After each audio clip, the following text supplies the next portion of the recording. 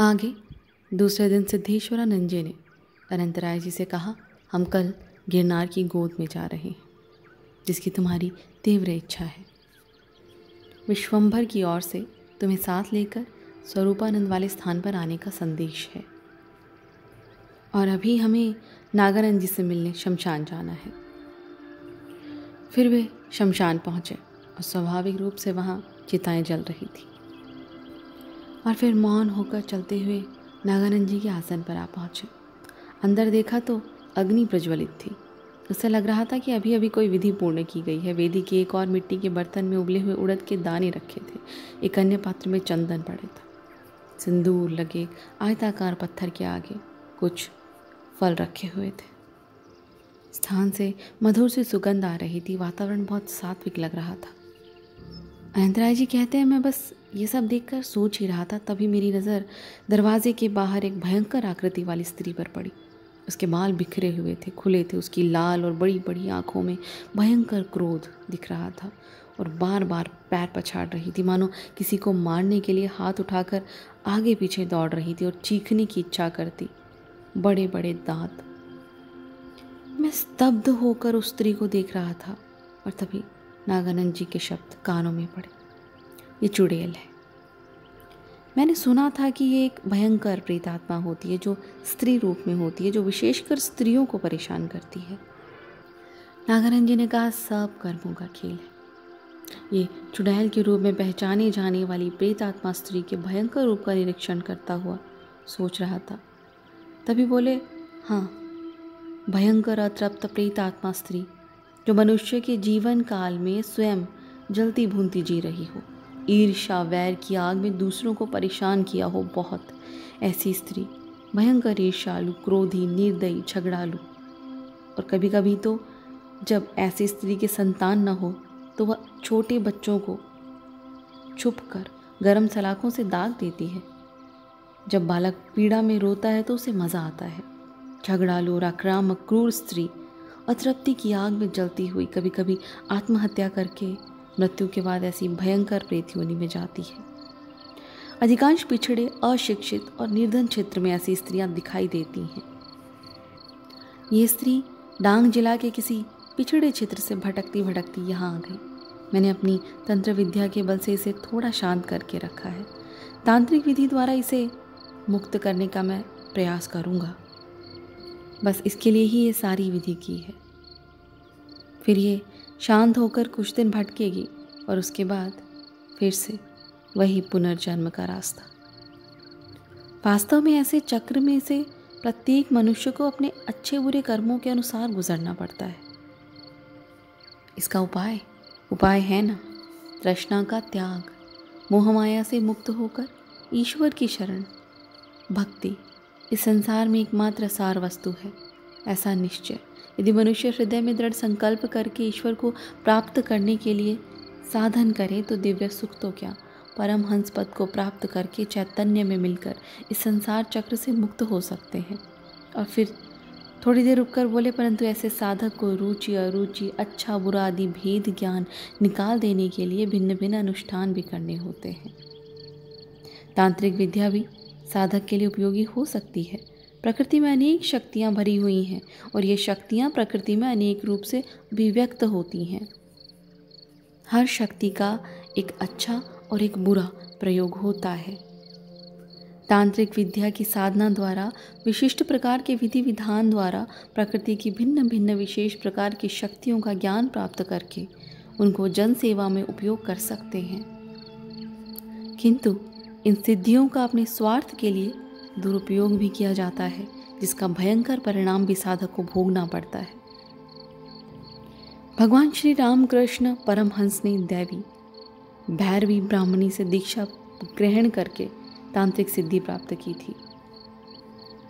तंत्र विद्या द्वारा ईश्वर की अर्थात काली माँ की विविध शक्तियों का ज्ञान जरूर होता है, परंतु तंत्र विद्या के साधक में आध्यात्मिक ज्ञान, भक्ति और वैराग्य होना बहुत ज़रूरी है, वरना ये शक्तियाँ बहुत नुकसानदेह भी हैं।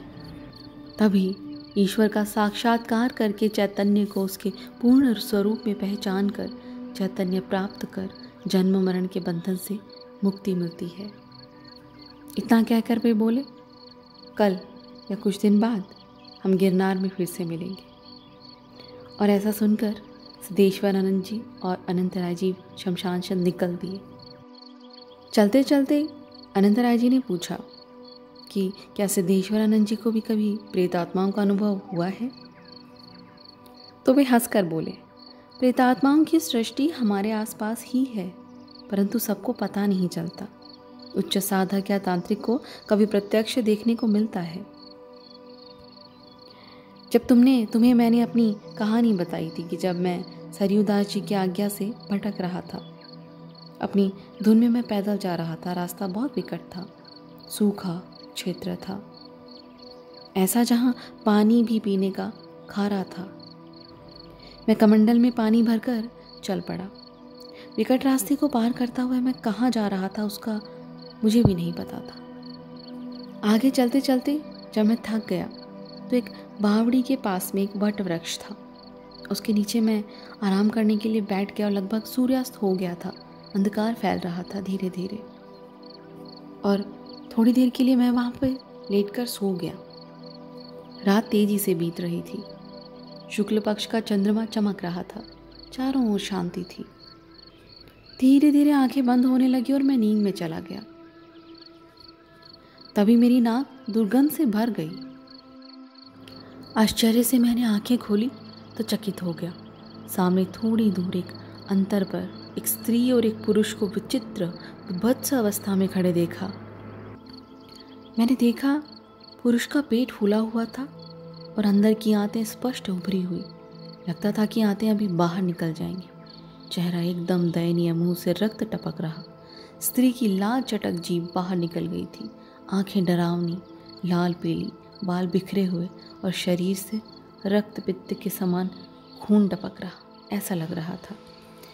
ऐसी रात में अचानक ऐसा डरावना दृश्य देखकर मैं स्थिर भाव से उनकी ओर ताकता रहा।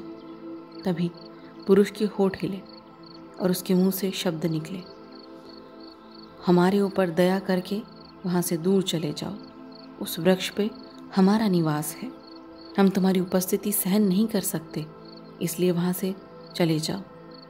और तुम्हारी उपस्थिति की वजह से हम यहाँ नहीं आ पा रहे। वो कहते हैं, मैं समझ गया ये दोनों प्रेतात्माएं हैं। मेरी उपस्थिति के कारण वे वृक्ष के पास नहीं आ सकती।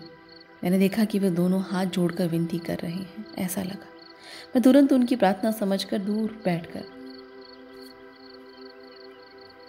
गांजा पी रहे एक साधु के पास चला गया। मुझे देखकर वो साधु हंसकर बोला, ऐसा नाटक तो यहाँ रोज होता है। मैं कई बार यहाँ रात को रुका हूँ। वहाँ 2 प्रेतों का निवास स्थान है, ये मैं जानता था, इसीलिए मैं इतनी दूर आकर आराम कर रहा हूँ।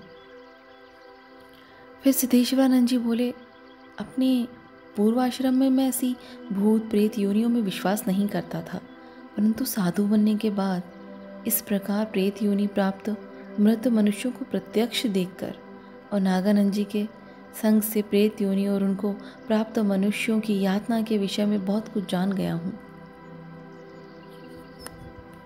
तभी आनंदराय जी ने पूछा कि मैं नागानंद जी के विषय में सोच रहा था। मुझे लगा कि नागानंद जी परमहंस कक्षा के सिद्ध हैं और रामकृष्ण परमहंस के समान शिष्यों में शक्ति चिंतन करके, उनको ईश्वराभिमुख करके, लोगों के कल्याण के लिए उन सभी को दैवीय शक्ति से संपन्न क्यों नहीं करते। बस अपना जीवन इस प्रकार शमशान में रहकर गुजार रहे हैं। तब सिद्धेश्वरानंद जी ने कहा, जब अनंतराय जी ने पूछा कि क्या उनकी वर्षों की साधना सिद्धियां लोक कल्याण के लिए उपयोगी नहीं हो सकती, तो वे बोले, क्या तुम जीवित मनुष्यों को ही लोक मानते हो? मृत्यु प्राप्त प्रेतात्माएं भी लोक ही है ना, उनका भी तो कल्याण हो, क्या ज़रूरी नहीं? और नागानंद जी वही कर रहे हैं। अधिकांश वे वही मनुष्य हैं जो कि ईश्वराभिमुख तो है ना सके, परंतु मोह माया कपट करते करते, कामिनी कंचन के मोह में अकरणीय कार्य करते करते पशु के समान जीवन गुजारते हुए अंत में मृत्यु के बाद शेष वासना और तृष्णा के कारण प्रेत योनि को प्राप्त करके दुखी होते हैं। अपनी तांत्रिक विद्या और विधि विधान द्वारा नागानंद जी ऐसी दुखी प्रेतात्माओं को प्रेत योनि से मुक्त करवाकर लोक कल्याण अर्थात प्रेत कल्याण ही तो कर रहे हैं। नागानंद जी मात्र जीवित लोगों का ही नहीं बल्कि मृत्यु के बाद अवगति प्राप्त आत्माओं का भी कल्याण कर रहे हैं, और यही उनकी विशिष्टता है, यही उनकी महानता है। सर्वस्व का त्याग करके निर्लीप भाव से शमशान में रहकर, मुर्दे के साथ बांधे गए कच्चे आटे के लड्डू खाकर, तंत्र विद्या द्वारा महाशक्ति की सभी शक्तियों को जानकर उन विविध सभी शक्तियों को एक रूपता का पुनः महाशक्ति में विलीनीकरण करके स्वयं चैतन्य हो जाना, यही तो साधना है, यही तो सिद्धि है। अरे जीवित लोगों को तो येन केन कोई भी उपाय उपदेश द्वारा या शक्तिपात द्वारा ईश्वर की उपासना की ओर मोड़ सकता है। जीवित लोगों का उद्धार तो उनकी जीवित अवस्था में ही हो सकता है, परंतु मृतात्मा का जड़ शरीर नहीं होता, इसीलिए ईश्वर की उपासना उनके लिए संभव ही नहीं। उनका अर्थात भटकती आत्माओं का उद्धार तो मानो मृत्यु के बाद उनके क्रियाकांडों द्वारा ही होता है।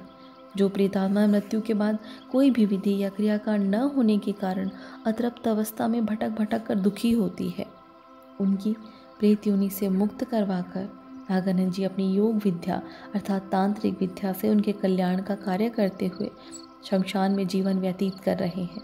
इसके अलावा उनका कोई आश्रम भी नहीं है, उनकी सहायता के लिए कोई सेवक भी नहीं है, उनको कोई भौतिक वस्तुओं की आवश्यकता भी नहीं है।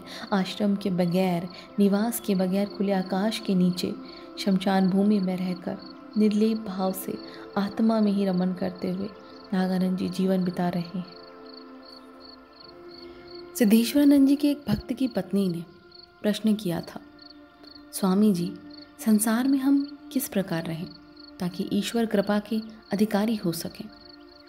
तो उन्होंने प्रेम में हास्य के साथ उत्तर दिया, मनुष्य जब तक संसार को मीरा कहकर अर्थात मीरा मानकर कार्य करता है तब तक वह अनित्य है, ये जानते हुए भी उसमें बंधे रहकर दुख भोगता रहता है और इच्छा होने पर भी उसमें से छुटकारा पाने का रास्ता नहीं दिखता। महामाया की माया की भूर की इतनी अधिक विचित्र है कि ब्रह्मा विष्णु भी उसमें भ्रमित होकर अचेत हो जाते हैं, तो सामान्य मनुष्यों की तो बिसात ही क्या है।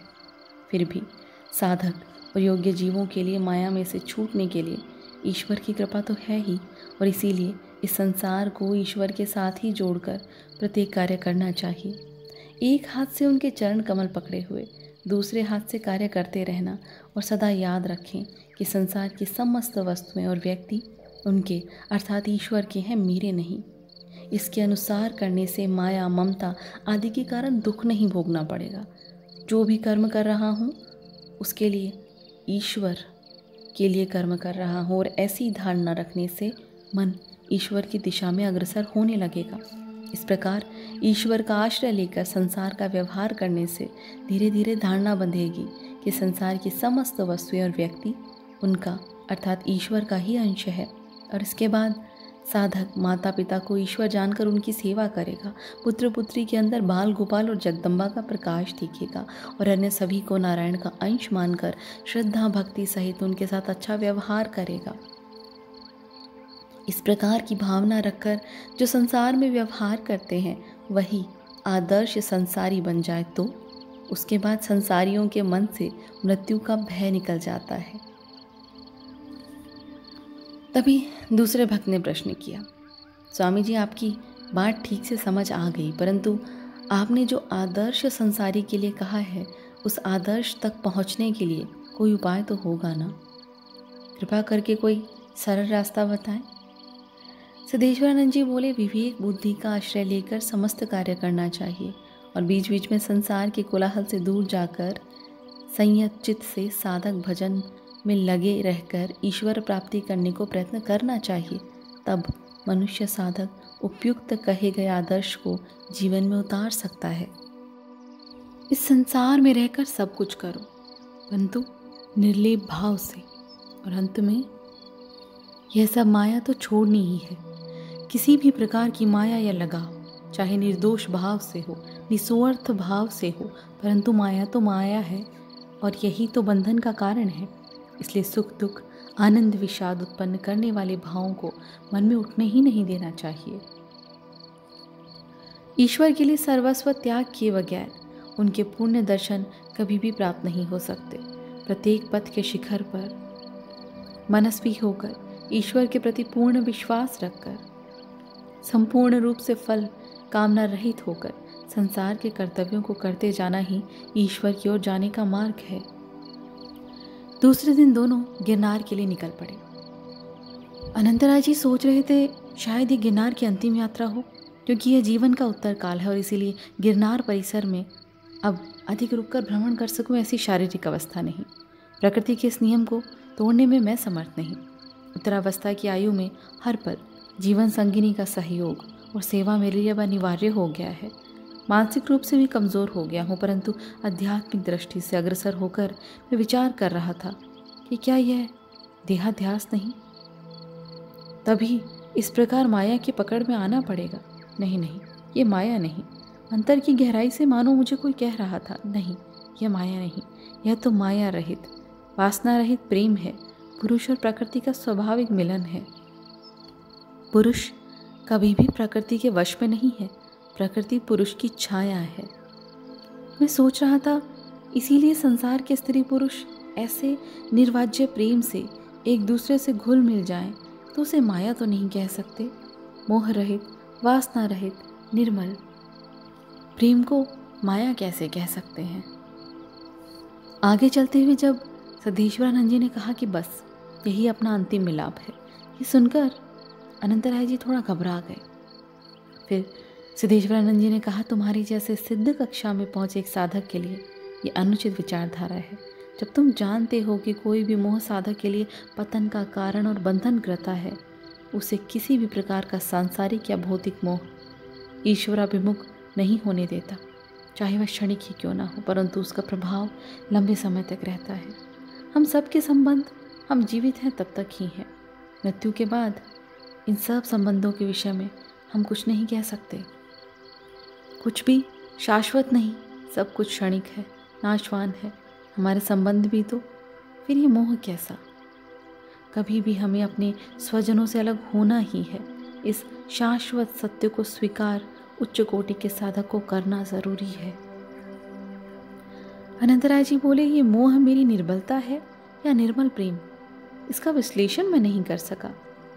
तभी उन्होंने कहा, निर्मल प्रेम भी केवल और केवल ईश्वर के प्रति होना चाहिए। उच्च कोटि के साधक के लिए यही जरूरी है। इसी तरह गिरनार के परिसर से आगे बढ़ते हुए वे बातें कर रहे थे और अचानक एक जगह रुककर सिद्धेश्वरानंद जी ने बोला, बस अब यहाँ से हमें अलग होना है। तुम्हारे सांसारिक मोह आदि दूर करके आगे बढ़ो और आगे बढ़ो, वहाँ तुम्हें अनामी बाबा मिलेंगे। ये कहकर उन्होंने एक और जाने का निर्देश दिया। सिद्धेश्वरानंद जी से ये मेरी अंतिम मुलाकात है, ये सोचकर अनंतराय जी का मन भर आया। वो कहते हैं कि मैंने उन्हें सट कर गले लगाया। तभी वे फिर से बोले, मैं जानता हूँ कि सदा के लिए मेरे जाने की बात तुम्हें दुख और शोक दे रही है। आदि काल से प्राणी मात्र को ये वियोग, शोक, मोह सता रहा है, दुखी करके भाव बंधन में फंसा रहा है। प्रकृति ने ऐसे भाव रूपी उपहार और बाद में दुख रूपी सजा निर्मित करके अनेक प्रकार के और अनोखे करिश्मे आजमाए हैं। प्रकृति के इस हेतु को समझने में कौन समर्थ है, परंतु प्रयत्नपूर्वक समझकर सावधान हो गए लोगों को इस विषय में कोई भय नहीं, क्योंकि वे इन भावों से उत्पन्न परिणामों से अवगत होकर सचेत हो गए हैं और इसीलिए मुक्ति द्वार उनके लिए खुल जाते हैं। जिनके प्राण चले गए हैं उनके लिए, या जिनके अभी नहीं गए हैं परंतु जाने वाले हैं उनके लिए शोक करना ज्ञानी साधकों के लिए उचित नहीं कहा जाएगा। हम वर्तमान में हैं, भूतकाल में थे और भविष्य में भी होंगे ही। किसी भी काल में हम नहीं थे ऐसा नहीं है, और ऐसा भी नहीं है कि बाद में नहीं होंगे, अर्थात हम होंगे। बस ये कहकर वे चले गए और फिर अनंतराय जी भी दूसरी दिशा की तरफ मुड़ गए। वहाँ उन्हें अनामी बाबा मिले, जिन्हें उन्हें विश्वंभर तक पहुँचाना था। विश्वंभर अभी वहीं था जहाँ पे कभी स्वरूपानंद रहा करते थे। विश्वंभर वही पुराने साथी जिनसे वे पहले भी मिल चुके थे गिरनार में ही। लेकिन जब उन्होंने विश्वंभर के बारे में पूछा तो अनामी बाबा ने कहा, हाँ, वृद्ध विश्वंभर वहीं मिलेंगे। उन्होंने उसे वृद्ध क्यों कहा? तो बाबा ने उत्तर दिया, तुमने विश्वंभर को कुछ समय पहले ही अंतिम बार देखा था। तब वह युवा थे। उस समय उनकी आयु 90 वर्ष थी। फिर भी योग बल से सक्षम कार्य करने और योग साधना के लिए युवक जैसा स्वास्थ्य बना रखा था। आत्मबल और साधना की सहायता से युवा बने रहे। अब उसे ऐसी कोई आवश्यकता नहीं है। इसीलिए प्राकृतिक रूप से अनिवार्य क्रम से आने वाले वृद्धत्व को उसने स्वीकार कर लिया है। अकारण लंबे समय तक सुदृढ़ और युवा शरीर का मोह यदि उत्पन्न हो जाए तो योगी के लिए वो भी बंधनकृता होता है। और इसीलिए विश्वंभर ने प्रकृति के इस कर्म को, वृद्धत्व को स्वीकार कर लिया है। और बाकी प्रश्नों के उत्तर तुम्हें खुद विश्वंभर देंगे। जब वे विश्वंभर के स्थान पर गुफा में आगे पहुँचे तो वे कहते हैं कि थोड़ी दूर आसन पर स्थित साधु मूर्ति को मैं देखता रह गया। श्वेत जटा दाढ़ी, दिगंबर अवस्था और चेहरे पर वृद्धत्व की झुर्रियाँ, तेजस्वी, भव्य, वात्सल्य, प्रेम पूर्ण चेहरा, जैसे कभी कश्मीरी बापू को देख रहा हूँ ऐसा लग रहा था। उन्होंने उन्हें प्रणाम किया और वो बोले, मित्रानंद, अब किसी भी औपचारिकता की आवश्यकता नहीं। हम तो जन्मों जन्म के मित्र हैं। अंतर केवल आगे पीछे हुए जन्मों के कारण दिखता है। तभी उस समय विश्वंभर समाधि में चले गए। अचल और खुली आंखों में समाधि, योगी का प्रभाव। विज्ञान भी अभी तक इस विषय में कोई प्रभाव नहीं डाल सका है। पाश्चात्य दर्शकों ने इसे जड़ता कहकर, घृणा दिखाकर स्वयं का अज्ञान दिखाया है। यद्यपि ऐसे रहस्यों को जानने के लिए वैज्ञानिक पद्धतियों का उपयोग करके इन विषयों का सत्य प्रमाणित करने के प्रयत्न किए जा चुके हैं, परंतु ईश्वर के जगत में ऐसे अनेक विषय हैं जिनके रहस्य को समझने के लिए दर्शन विज्ञान कुछ भी नहीं कर पाया, और कोई भी इस रहस्य को समझ सके ऐसा लगता भी नहीं है। तभी थोड़ी देर बाद विश्वंभर समाधि से बाहर आए और कहने लगे, अभी तुमको गैबी गिरनार के विषय में कई रहस्य और इतिहास जानना शेष है। यह पूरा होने पर तुम्हें रेवानंद के विषय में जानकारी दूंगा।